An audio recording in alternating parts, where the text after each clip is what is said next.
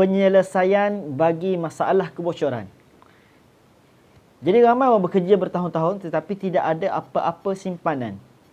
Jadi stay dalam perkongsian saya pada malam ini insya-Allah. Saya Muhammad Amirullah bin Muhammad Zuki, merupakan Master Dealer Public Gold. Alhamdulillah sekarang saya telah membimbing lebih daripada 300 penyimpan emas direct bawah saya dan juga lebih 700 penyimpan emas di bawah empire saya. Jadi saya merupakan dealer aktif Public Gold di bawah bimbingan Tuan Zulkifli Syafi'i. Siapa Tuan Zulkifli Syafi'i? Ni pengarang buku Wang Emas, Bertahan Ketika Gawat, dan juga buku Misi Bebas Hutang. Jadi tuan-tuan, kedua-dua buku ni sangat-sangat menakjubkan, sangat-sangat bagus. Sebab apa? Tuan Zulkifli Syafi'i selalu bagi tahu apa? Dua sebab sahaja masalah keuangan berlaku di dalam dunia ini. Dua masalah saja berkaitan dengan keuangan ni, dua masalah sahaja. Bukannya masalah dua masalah di dalam, hanya dua masalah yang timbul di dalam pengurusan keuangan. Bukan disebabkan pelaburan tidak untung ataupun gaji kecil. Tetapi Tuan Zulkifli Syafi'i bagi tahu apa? Disebabkan dua perkara sahaja. Pertama, tidak ada simpanan. Yang kedua, tidak pandai menguruskan hutang. Jadi macam mana nak dapat penyelesaian? Mesti baca buku Wang Emas untuk settlekan berkaitan tidak ada simpanan, dan mesti baca buku Misi Bebas Hutang untuk pandai menguruskan hutang. Jadi tuan-tuan, kedua-dua buku ini saling melengkapi, perlu ada di dalam simpanan dan juga dalam koleksi-koleksi buku yang kita baca. Jadi alhamdulillah tuan-tuan yang berkata Allah Ta'ala, malam ni saya ingin bercerita sedikit sebanyak berkaitan dengan simpanan emas ni. Berkaitan dengan macam mana nak menyelesaikan masalah bekerja bertahun-tahun tetapi masih berlaku kebocoran wang. Jadi sebenarnya dalam konsep kita nak membina simpanan. Dalam konsep kita nak membina simpanan, kita mesti melatih habit kita untuk membuat simpanan. Tuan-tuan, apa-apa sekalipun, kalau kita tak latih, dalam diri kita ni ada habit, ada tabiat. Ada tabiat baik, ada tabiat yang buruk. Jadi macam mana untuk menjadikan kita tabiat yang buruk? Okey, dalam perbelanjaan kita ni, ada dua kategori. Satu tabiat yang baik, satu tabiat yang buruk. Untuk tabiat yang buruk, kita tidak perlu kepada latihan. Sebab apa? Automatik perkara tu kita akan tahu. Kita akan faham, kita boleh lakukan tanpa ada orang yang ajar pun. Contoh seperti berbelanja. Kita tidak ada orang ajar untuk berbelanja pun, kita pandai untuk menghabiskan duit-duit yang kita ada tu. Ada gaji, terus beli. Ada gaji, beli. Ada gaji, beli. Maksudnya, ada gaji saja terus habis duit-duit yang kita ada tu. Sebab apa? Tidak ada orang yang tak pandai untuk berbelanja duit-duit yang ada.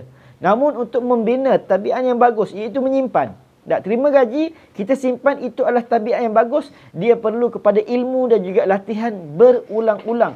Barulah kita dapat membina simpanan. Tuan-tuan, soal menyimpan itu adalah soal untuk membina simpanan, itu bukan soal boleh ataupun tidak boleh, mampu ataupun tidak mampu, gaji besar ataupun gaji kecil. Tetapi soal kita sanggup ataupun tidak sanggup. Sanggup atau tidak sanggup. Jadi tuan-tuan, ramai orang bekerja bertahun-tahun. 5 tahun, 10 tahun, 15 tahun, 20 tahun. Tetapi simpanan 1,000 pun tak ada tuan-tuan. Ini apa yang dikeluarkan oleh Bank Negara Malaysia bagi tahu apa? Seramai 75% rakyat Malaysia tidak ada simpanan walaupun 1,000. Walaupun dah bekerja bertahun-tahun. Jadi sebab tu tuan-tuan, perlu tukar cara simpanan kita. Kalaulah sebelum ni kita simpan di dalam bentuk duit, bertahun-tahun kita simpan dalam bentuk duit, tetapi duit tu tak dekat tuan-tuan.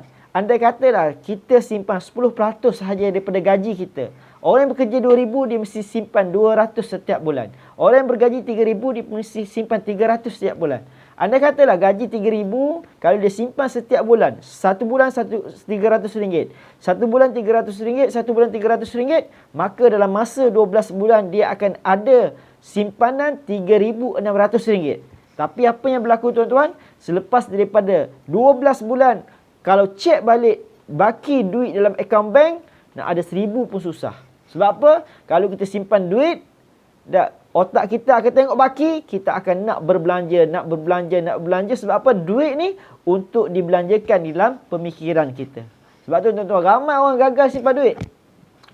Sangat ramai orang gagal simpan duit. Jadi, kenapa? Sebab psikologi kita berkaitan duit ni, kita tengok kita nak berbelanja.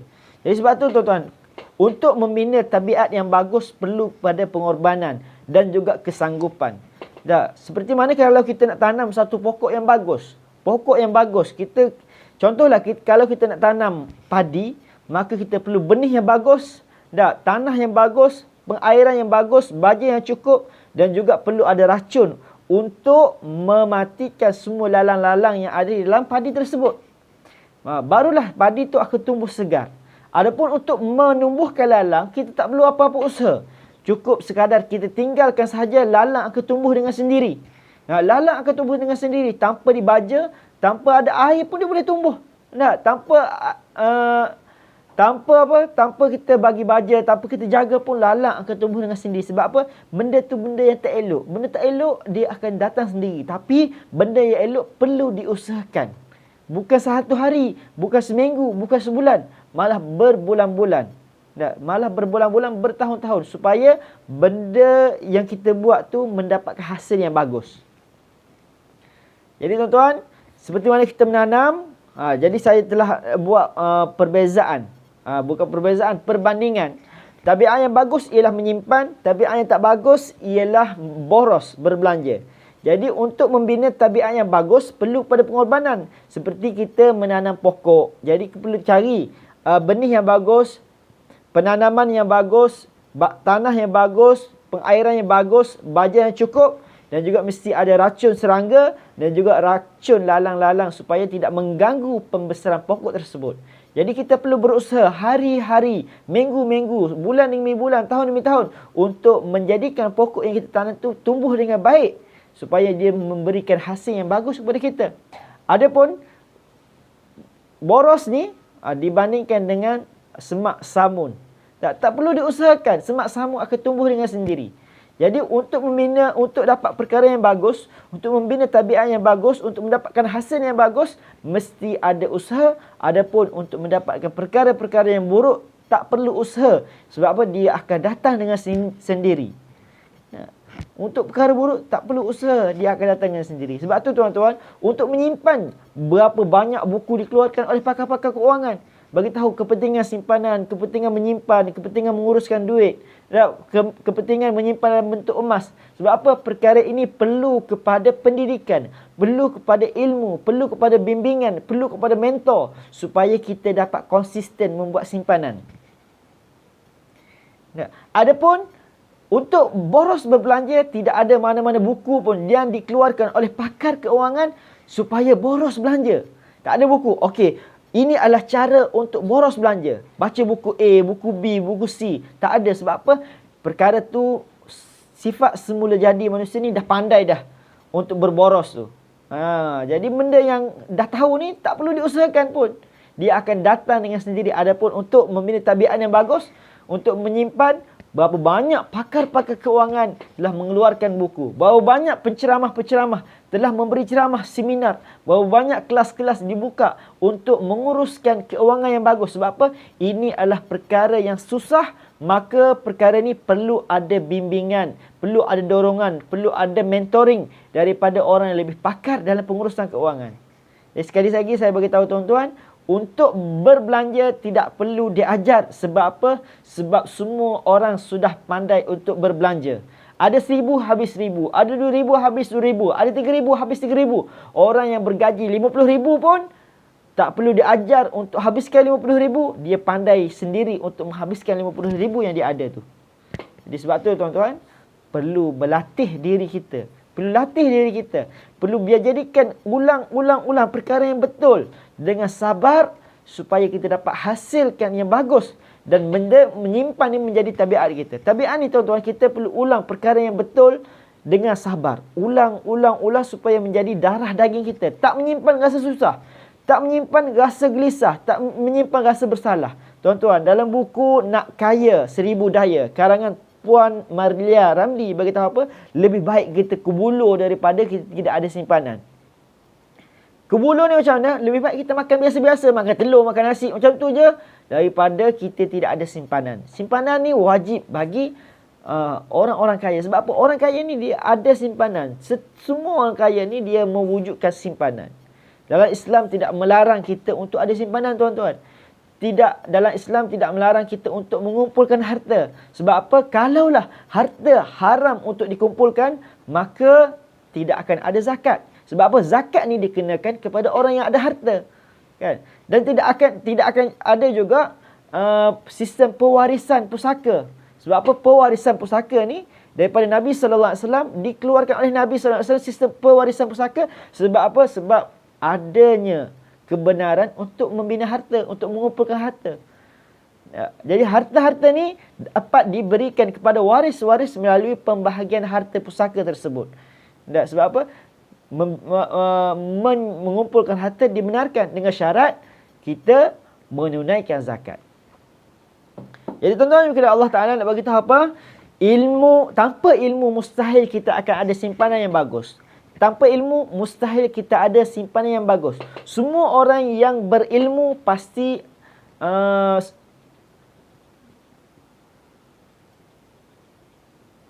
tanpa ilmu, mustahil seseorang akan ada tabiat untuk membuat simpanan. Tanpa ilmu, mustahil seseorang itu akan dapat ada tabiat menyimpan.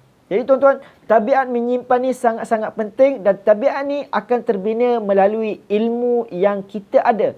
Tanpa ilmu, tidak akan ada tabiat-tabiat yang bagus. Jadi apa yang buku yang kita perlu baca? 2 buku ni lah tuan-tuan. Pertama, buku Misi Bebas Hutang. Pertama, buku Wang Emas Bertahan Ketika Gawat. Dan yang kedua ialah buku Misi Bebas Hutang. Jadi nak ilmu asas simpanan emas, mesti baca kedua-dua buku ni supaya tuan-tuan ada ilmu berkaitan dengan simpanan emas dan juga pengurusan hutang. Jadi seterusnya ialah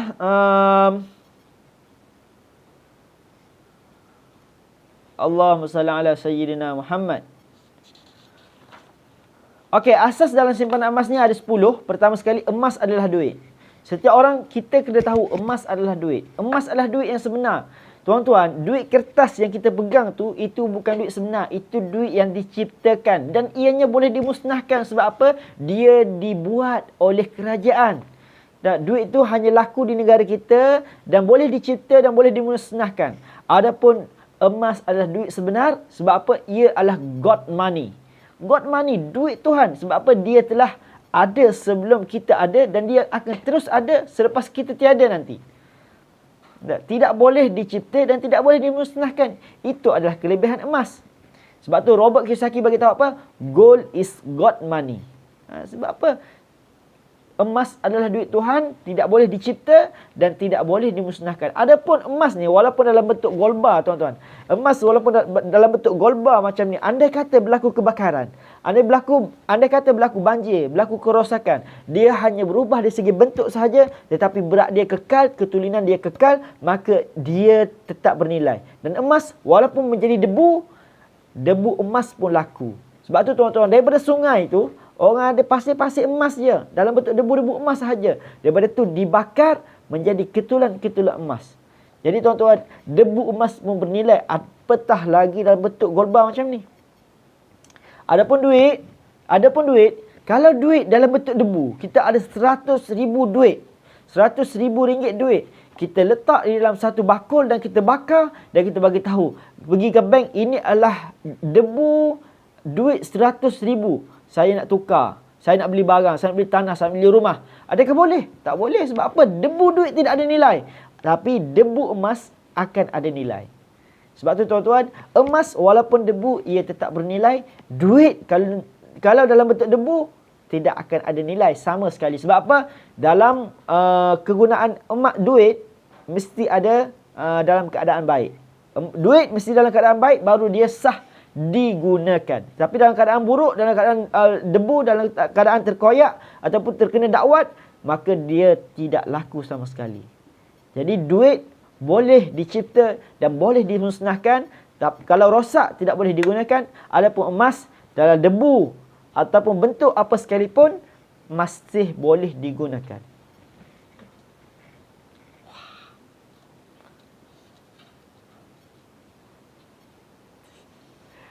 Okey, yang kedua tuan-tuan, emas tiada dividen. Sesiapa yang simpan emas, terima dividen bulanan ataupun tahunan, itu adalah skim cepat kaya. Tak? Ramai orang. Ada berlaku baru ni emas DEET. Emas DEET telah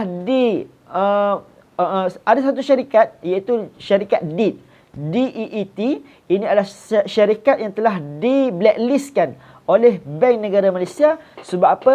Dia telah menawarkan simpanan emas tetapi memberi dividen ataupun hibah secara bulanan. Tuan-tuan, ini adalah scam.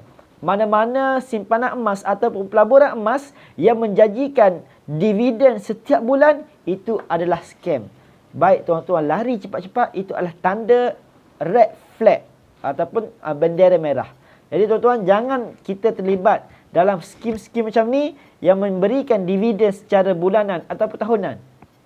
Sebab apa? Simpanan emas ni, kita simpan, kita mesti dapat emas. Kalau kita simpan, kita bagi duit, tak dapat emas, itu bukan simpanan emas. Kita takut-takut, kita kena scam. Cepat kaya bertopengkan emas. Dan tuan-tuan, emas ada spread value. Kita boleh tahulah emas ada spread value. Dan seterusnya, gold bar dan dinar boleh dipajak. Kita nak pajak boleh, kita nak jual pun boleh. Dan yang kelima ialah pastikan ada matlamat simpanan emas. Kalau kita simpan tanpa ada matlamat, seperti kita main bola tanpa ada tiang gol. Main pusing, tetapi tidak ada matlamat untuk kita shoot gol kita tersebut. Dan yang keenam ialah barang kemas tidak sesuai untuk simpanan. Kalau untuk barang kemas ni hanya sesuai untuk apa? Untuk perhiasan sahaja. Dan untuk simpanan jangka masa yang panjang, sesuai dalam bentuk gold bar ataupun dalam bentuk dinar. Yang ketujuh, tidak perlu tukarkan semua duit kepada emas. Tidak perlu tukar semua duit kita dalam bentuk emas. Contohlah, kita ada 100,000, tak perlu 100,000 semua sekali kita simpan dalam bentuk emas. Perlu sebahagian dalam bentuk cash, sebahagian dalam bentuk emas, sebahagian lagi dalam bentuk aset-aset yang lain. Seperti rumah dan juga tanah. Yang ke-8, masa terbaik beli emas adalah sekarang. Sekarang adalah masa terbaik untuk beli emas. Bukannya tahun depan, bukan 3 tahun depan, bukannya 4 tahun depan. Waktu terbaik beli emas ialah masa kita ada duit, iaitu sekarang. Terima gaji, beli emas terus. Terima gaji, beli emas terus. Sebab apa? Tidak ada istilah nak beli buy low, sell high. Ini bagi gold investor saja, tetapi tak sesuai bagi gold saver. Gold saver, beli sahaja emas, berapa bajet sekalipun, bila-bila masa sekalipun. Ada bajet berapa, beli je.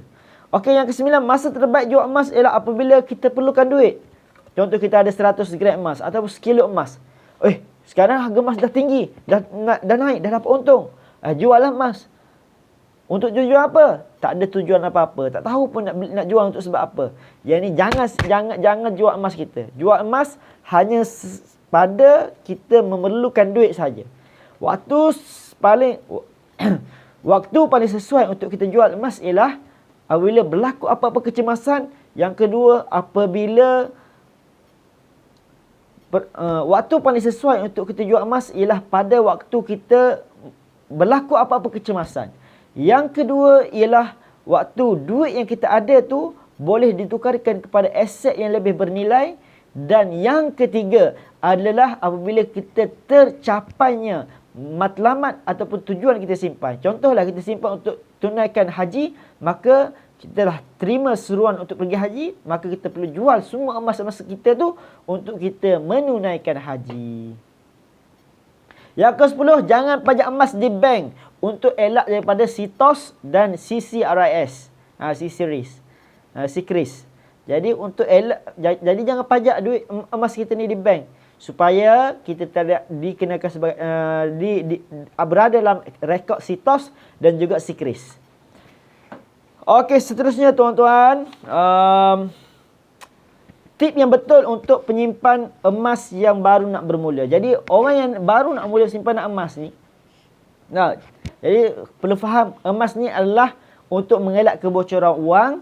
Bekerja bertahun-tahun tidak ada simpanan, bagus simpan dalam bentuk emas. Jadi tip yang betul untuk penyimpan emas yang baru nak bermula, pertama mesti set matlamat. Apa tujuan simpanan emas? Kalau kita tidak ada matlamat, maka kita simpan ikut-ikut orang, kita tidak akan konsisten. Kita tidak akan konsisten sebab apa? Apabila orang berhenti menyimpan, kita pun berhenti. Kita tak ada matlamat, tuan-tuan. Kalau kita ada matlamat, pasti kita akan tahu berapa gram kita perlu simpan setiap bulan dan berapa lama masa yang kita ambil untuk mencapai matlamat tersebut. Dan sekurang-kurangnya untuk awal-awal ni, untuk membina tabiat menyimpan, sekurang-kurangnya kita perlu menyimpan 1 gram 1 bulan. 1 gram 1 bulan, dan jangan tunggu harga terbaik dah untuk beli emas. Sebab apa?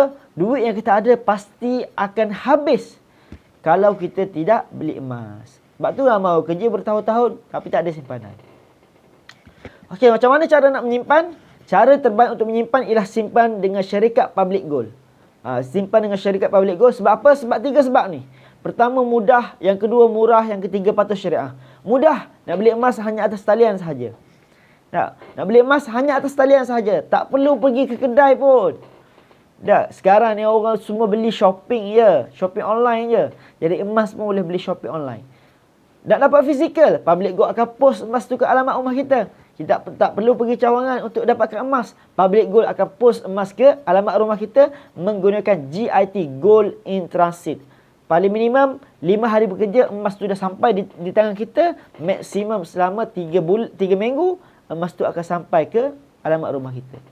Dan murah, boleh mula dengan RM100 ataupun berapa bajet yang kita ada sekalipun, ataupun kita boleh mula juga dengan 1 gram. Dan patuh syariah, kita beli emas, kita dapat emas. Bukannya kita beli emas tak dapat emas. Emas ni akan dapat 6 bulan lagi, 12 bulan lagi, 13 bulan, 18 bulan lagi, 24 bulan lagi. Itu delay, konsep delay ni semua scam, tuan-tuan. Bukan saya kata, yang kata ialah Tuan Azizi Ali. Beli emas, mesti dapat emas. Beli emas, mesti dapat emas. Asas dalam menyimpan emas ialah beli emas, mesti dapat emas. Kalau beli emas tak dapat emas, itu adalah skim cepat kaya yang bertopengkan emas. Dan untuk membina tabiat juga, Public Gold ni menyediakan satu kaedah penyimpanan, iaitu easy payment purchase, iaitu konsep kutu. Sekarang yang biasa kita dengar kutu duit. Kutu duit, sebulan simpan 100, sebulan simpan 100. Jadi, dalam masa 12 bulan akan dapat RM1,200. Jadi, sekarang ni kita tak perlu main kutu duit dah. Kita perlu main kutu emas. Kutu emas ni macam mana? Kita lock emas dalam Public Gold, 10 gram ke, 20 gram ke, 5 dinar ke. Kita boleh bayar dalam masa 6 bulan ataupun 10 bulan. Selepas selesai kita bayar dalam masa 6 bulan ataupun 10 bulan tersebut, kita akan diberikan emas fizikal yang kita lock tersebut. Jadi senang. Nak main kutu, jangan main kutu duit. Main kutu emas. Sebab apa, tuan-tuan? Ramai orang main kutu duit sebelum dapat duit kutu tu, dia dah fikir dah nak beli apa-apa. Contohlah, sekali dapat duit kutu dapat RM3,000. Dalam masa sekejap saja RM3,000 yang dia dapat tu telah dibelanjakan. Last kali bulan-bulan seterusnya, contohlah, dia terima pada bulan yang ketiga, dia dah guna habis dah. Bulan keempat, kelima, keenam, ketujuh, ke-8, ke-9 tu, dia seolah-olah membayar hutang, tuan-tuan. Seolah-olah membayar hutang. Sebab apa hutang ni apa? Menggunakan pendapatan akan datang di waktu sekarang. Itu apa yang diberitahu oleh Tuan Muhammad Zulkifli Syafi'i. Jadi, kutu ni, jangan main, kalau nak main kutu, jangan main kutu duit, mainlah kutu emas. Sebab apa? Apabila kita selesai bayar, kita akan dapat emas fizikal. Jadi, tempat terbaik untuk main kutu emas ialah bersama dengan Public Gold. Dan Public Gold juga memperkenalkan satu kaedah, iaitu auto debit. Auto debit. Kita tak perlu masukkan duit setiap bulan, tak perlu masukkan setiap hari. Sebab apa? Public Gold telah membuat auto debit. Kita boleh set berapa sahaja duit yang kita nak disimpan setiap bulan, maka kita simpan dalam bentuk emas. Tuan-tuan, sekarang berlaku banyak inflasi. Ini adalah waktu terbaik untuk kita memulakan simpanan emas. Jadi macam mana? Tuan-tuan boleh kontak mana-mana dealer Public Gold, yang penting di bawah G100. Di bawah bimbingan Tuan Muhammad Zulkifli Syafi'i, minta mereka untuk bantu membuat pendaftaran, dan tuan-tuan boleh konsisten menyimpan dengan bajet yang rendah sahaja. Boleh mula RM100 ataupun 1 gram setiap bulan, dan bulan demi bulan, masa demi masa, tuan-tuan perlu mempertingkatkan diri dengan ilmu-ilmu emas. perlu baca 2 buku yang saya bagi tahu, buku Misi Bebas Hutang dan juga Wang Emas Bertahan Ketika Gawat, dan mestilah hadir G100 Talk Show dan juga private webinar bersama dengan Tuan Muhammad Zulkifli Syafi'i. Jadi tuan-tuan, untuk memulakan simpanan emas, saya boleh bantu tuan-tuan. Saya Muhammad Amirullah bin Zuki, Master Dealer Public Gold, sedia untuk membimbing anda memulakan simpanan emas segera. Boleh kontak saya bila-bila masa, nanti saya akan bimbing. Assalamualaikum.